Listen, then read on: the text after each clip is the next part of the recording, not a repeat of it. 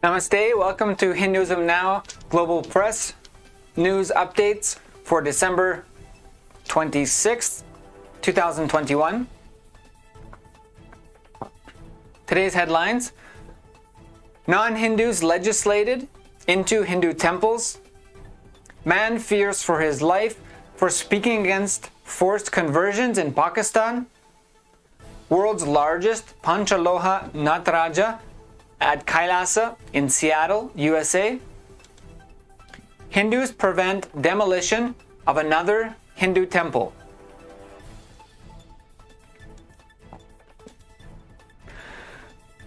Non-Hindus legislated into Hindu temples. On December 17th, in an extreme show of secularism, the Supreme Court of India asked Hindu institutions to allow non-Hindus to bid for shops on their premises inside Hindu temples, with specific regard to the Sri Brahmaramamba Mallikarjuna Swami Temple, also known as the Sri Sailam Temple at Kurnool in Andhra Pradesh. Forcing Hindu temples to allow non-Hindus to establish businesses inside the temples. However, while not discriminating against non-Hindu bidders for shops as required by the court, Hindu institutions have every right to demand respect for their religion and institutions. That's non-negotiable. The primary requirement of the Supreme Court order is that non-Hindus cannot be barred from bidding for shops only because of their religion. But this should not stop Hindu institutions from insisting on a basic oath of allegiance to the institutions they run, including demanding respect for Hindu sentiments and norms. For example, an oath for all shop owners could cover such things as affirming respect, the basic respect for the Hindu traditions and institution, the deities, and pujas. A simple oath. If you're going to operate a business within the Hindu temple itself, simply agree to respect the basic tenets of Sanatana Hindu Dharma and a vow to not conduct conversion activities on that premise, not to distribute conversion materials, not to disrespect Hindus in any way, or to refer to them as kafir. Additionally, the goods sold in such shops inside Hindu temples should also follow Sattvic, vegetarian standard. Any shop owners should agree to relinquish their privilege of operating a business inside the Hindu temple if any of these vows are violated. If non-Hindu shops are now forced into Hindu temples, even Hindu temples cannot be preserved. The question is whether Hindus will have the resolve to really fight for the rights of the Hindu institutions they run.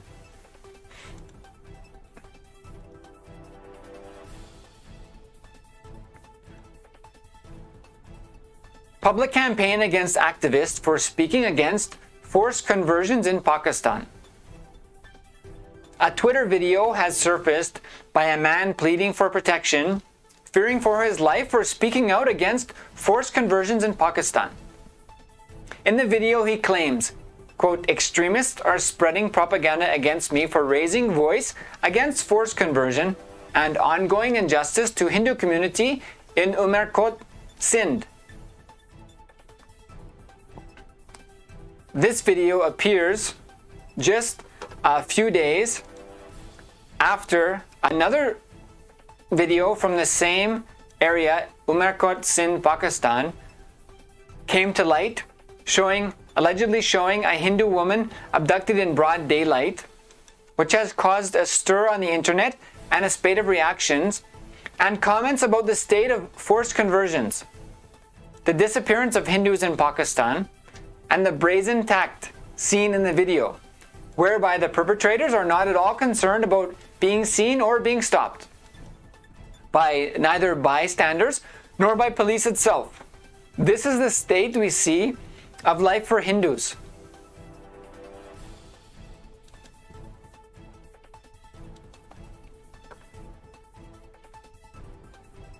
The activist posted claims that he is in imminent danger of lynching in Pakistan, as there's a huge public campaign falsely accusing him as anti-Islamic and anti-Pakistan for his stance against sex slavery of non-Muslim girls. Urgent protection is needed.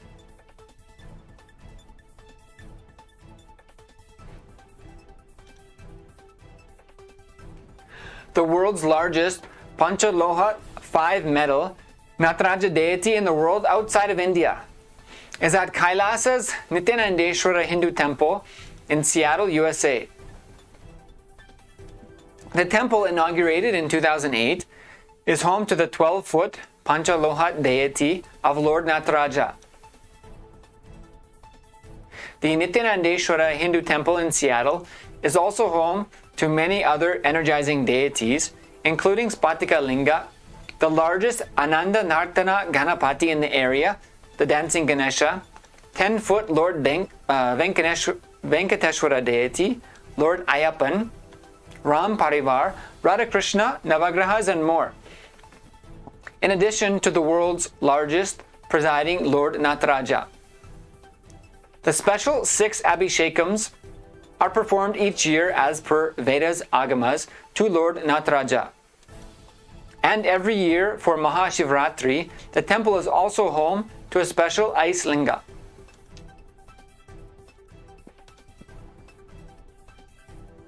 Hindus prevent demolition of another Hindu temple.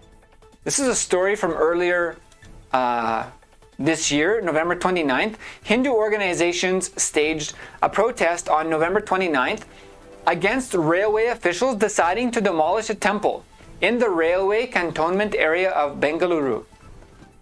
The temple had been legally functioning for more than 50 years, but railway officials decided suddenly to raze it down.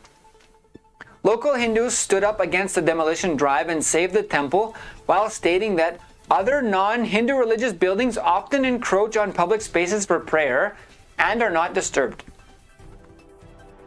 The Chamundeshwari temple in the railway cantonment area of Bengaluru is said to have been functioning for nearly 50 years. It is located in Vasant Nagar at a distance of 200 meters away from the railway station. On November 29th, railway officials came to demolish the temple out of the blue. However, Hindus who came to know about it gathered at the temple at the last moment and protested against it, after which the decision was reportedly dropped. The said temple is said to be located on a land parcel that was once endowed to Nilkant Deshi Kendra Mat by the kings of Kaladi. Hindu organizations assure that there are documents to prove the transfer. Reportedly, railway officials are the trustees of the temple board, and only after the railway department granted permission the temple itself was built.